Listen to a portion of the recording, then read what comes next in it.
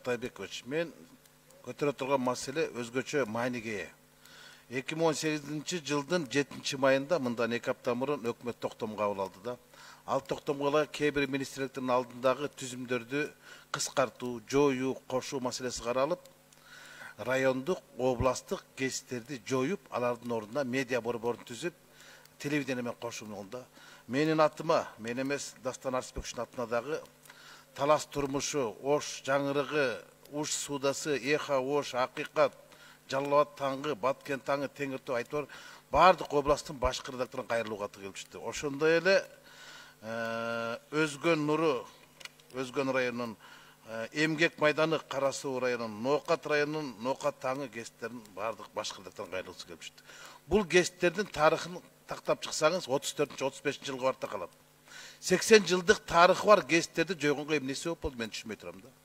Бул демилгенин башында Маданият министринин орун басары Айнура Темирбекова отурат. Буну канча жылдан бери ушул маселени көтөрүп келген.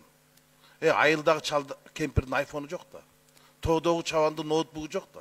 Алардын маалымат алуу укугун силер чектеп атпайсыңарбы? Эмнеге кыскартып атасыңар? Силер бөлгөн каражат ал жака. Болбогон тыйын.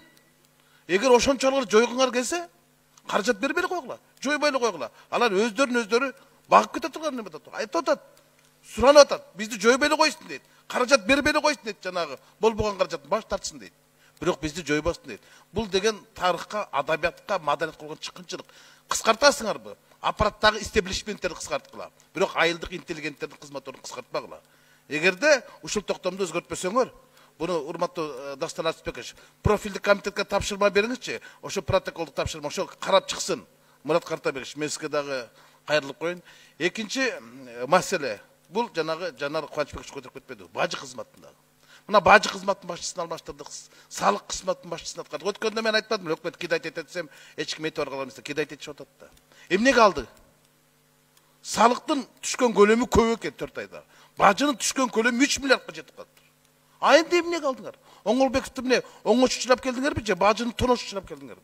Мен түшүнбөйм да, кандай гана бийликке бир команда келбесин, кошелек пайда болот да. Кошелектин баары ушу бажы кызматында отурат. Кандай бийлик келбесин, кошелек келет да.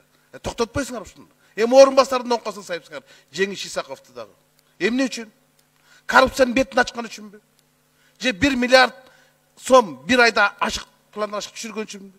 Орден бере турган кишилердин баарын силер кайта кыскартып атпайсыңарбы? Эмне келдиңер анда? Күзүндө сурайбыз бул өкмөттөн. Күзүндө сурайбыз.